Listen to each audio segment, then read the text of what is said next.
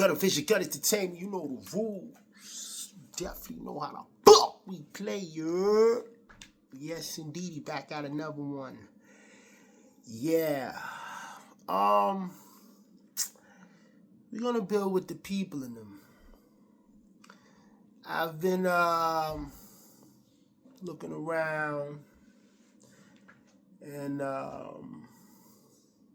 we're gonna cover this Vlad and Lord Jamal thing that's got the people a little in the uproar. We just want to break down basically the what is, the reality, the truth setting, and the matter in hand of today.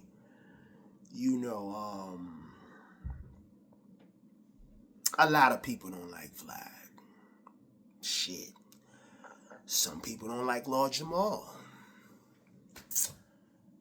But years ago, Lord Jamal and Vlad built a platform together. Now, when I say a platform together, I'm talking about the chemistry between Vlad and Lord Jamal. If you do not know the history of Lord Jamal, he's a New Rochelle rapper. Came in the game with a classic duo team, Brand Nubian. And All For One, the album alone. See, I'm getting off topic real quick, but I really gotta do this 100 albums of all time list. I gotta give y'all that. That's something that you gotta really, because we're taking it from the criteria of damn near 78 and up into 2025, and the best 100. But anyway, like I said, I'm getting off topic. But the connection that Vlad and Lord Jamal had, you know what I'm saying? Because, like, I'm going to tell you, the Brand Nubian thing, it did what it did. It got his name out there. The All For One album, like I said, quality. It might be top 20, one of the top 20 albums.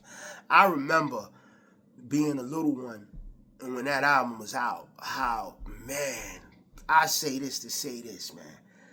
If it wasn't for bootlegging at that time, because bootlegging, when the All For One Brand Nubian album came out, bootlegging was so strong.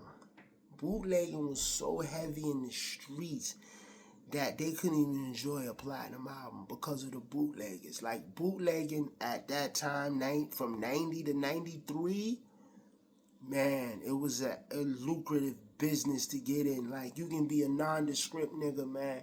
As long as you got some hustle, you could have got inside the bootleg game, and a lot of money was being made. Money was being made so much, it elevated to corporate, and then it's to the point where bootlegging went into the mixtape circuit, and DJ Drama caught hell and all that. But we getting off topic. Back to Lord Jamal and Vlad. So, being a MC in the early 90s and, making a name for yourself, a lot of MCs in their 10 to 20, 15-year time spans, and things get slow. Things ain't what it used to be. Doing shows here and there. That's not for everybody that been in the game a long time, but for majority of people that been in the game, the finances ain't like it used to be when you was younger.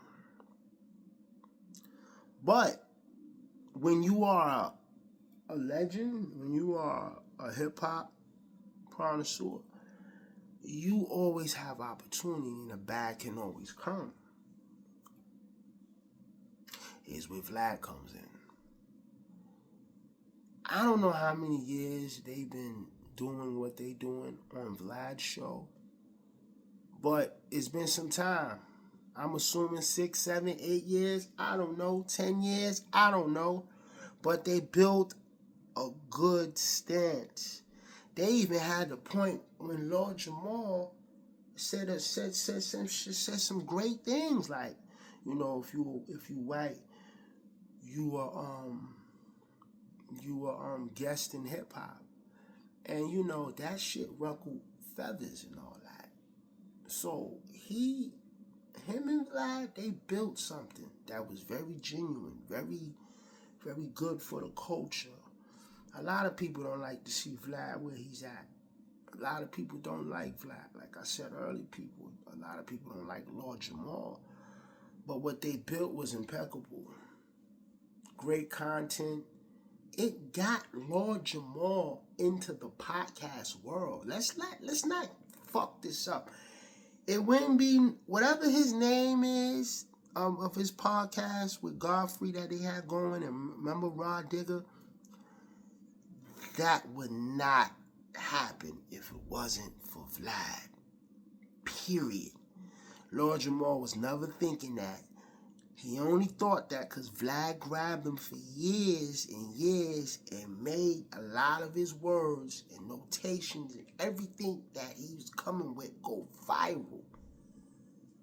Motherfucker started becoming a real household name. It's to the point some people was really following Vlad just to watch motherfucking Lord Jamal.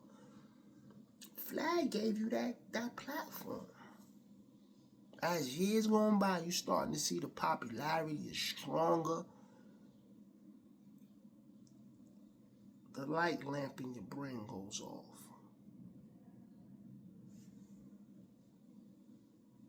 And you say, you know what? I need to bring my own shit.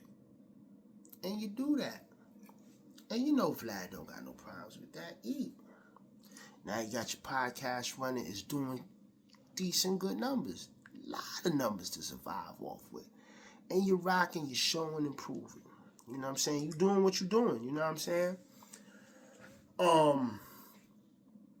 It's June 19th. Today's mathematics. Knowledge born, all born to knowledge, cipher, beginning to born. Yeah. June 19th, yeah. That's today's mathematics. Yeah. I brung that up because I study mathematics. You see how I just started that? Because I'm like, today's date, June 19th. I had to think. You know, it's 365 calendar. You know, sometimes I gotta think before I spit it. I say this to say this. The fact that when you study with the gods and you up on your lessons and you building, you're gonna come across debates all the fucking time. So when Lord Jamal had the debate with the white boy and he lost, I thought his energy was kind of crazy to act like that, to be dismissive, to be so disrespectful towards Godfrey and the other dude up there because you lost the battle. When, like I said, when you study when you're on the 5% time and you study, you go through battles every day. You go through debates every day. You know, and you can't tell me every cipher that you had, every debate that you had with the gods, you won, Lord Jamal. You can't tell me that.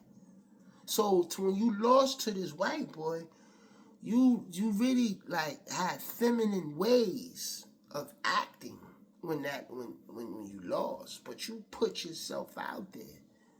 You know what I'm saying? And now, when they put the clip out and it shows how not smart on that topic that you are, you're not intelligent on that topic. When you see that, you start to have doubts on Jamal. Like, yo, this dude right here, man, like, what the fuck, man? Like, you look crazy. Accepted as a man, suck it up. Yo, I fell off. I wasn't on point on that one. But no. Bash Godfrey, you bash his man, you bash Godfrey Network, and then you saying, watch him run back to Lord Vlad. But guess what? You ran back to Vlad. Here we at is where we at today. You're with Vlad. you're back with him. You humbled yourself.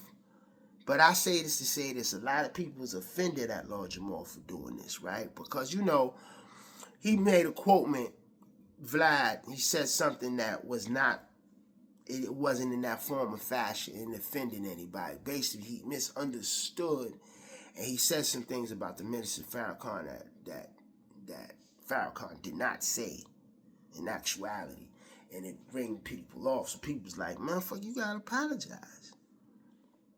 His whole mindset was like, all right, if I said this and it was wrong, I'll apologize. But I refuse to be bullied into apologize. I refuse to be talked down on and treated as such just for apology. So you gotta understand, his YouTube, his IG, his emails is so many people getting at him, and there's even threats. And we forget that Vlad is a man. Every man have his nuts. No matter how situations get or threats, it's going to be a time in your life you're going to stand up for yourself as a man and say, I am not doing this. That's all Vlad did. He just basically saying, I'm not apologizing. I'm not going to apologize to be strong on. I'm not going to be apologizing. Just like I call out and reach the people and have an intelligent conversation and even come forth and say I'm sorry, that's how I feel everybody else should come at me. And I mean, hey, he's not wrong for that. He's a man. So the reality is, this is what it was. When everybody said, oh, you're not going to apologize, well, us black people, we not going to support you or fuck with your show. And Lord Jamal, in his mind, his set, his thoughts, he felt like, fam, wherever I walk out the building, the people going to go. Here's the reality. That's not the case. Ever since Lord Jamal decided not to fuck with Vlad and them, Vlad platform only went like this. And the hits don't lie, the numbers don't lie, and all that shit with black people was like, yeah, we against, we're not gonna, yeah. It didn't do nothing. It did nothing. Took it on the chin. Kept doing his interviews. It did nothing. As Lord Jamal podcast was like, then slowly, while Vlad is pick you up, nigga. You need a little help, man. Hey, man. I'm sorry, man. You know how things go. Man, it's cool. It's all right. Come back. Came back. People are offended. People calling him a sellout.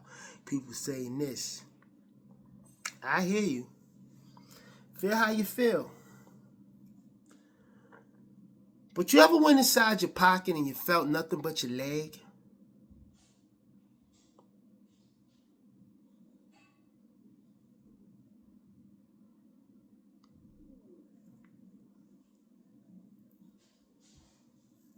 It's not a good feeling. He did it for voluntary gain. Man needs money, man. Y'all can't see that? When he pulls out his phone and he's got to pay for the Wi-Fi either where he live at or where he podcasting at, are y'all going to give that man some money? When he want to go and wear Mexican Jordans, are y'all supporting his Mexican Jordans wearing, huh? Listen, I know a lot of people's offended that he went back. But listen, man, them bills got to be paid, man. Life is expensive. And we need all the means and money that we can get. So I know a lot of people's bad, but what are we really mad about? Should people hold grudges forever? Guess what? Vlad apologized. We still mad? What are we mad about? I'm not here to say, look, Vlad is right. I'm not here to say Lord Jamal is right, wrong, whatever. Vlad, right, wrong, whatever. I'm not here for all that. I'm just stating the facts of what's going on, breaking it down. The motherfucker need bread. You gonna give him some money? All right then. He's black on black because the nigga need bread. This just is what it is, man.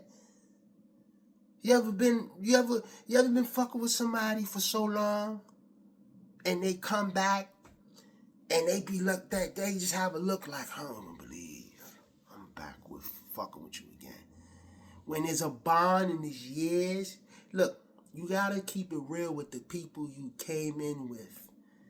Vlad got him where he's today on this podcast level.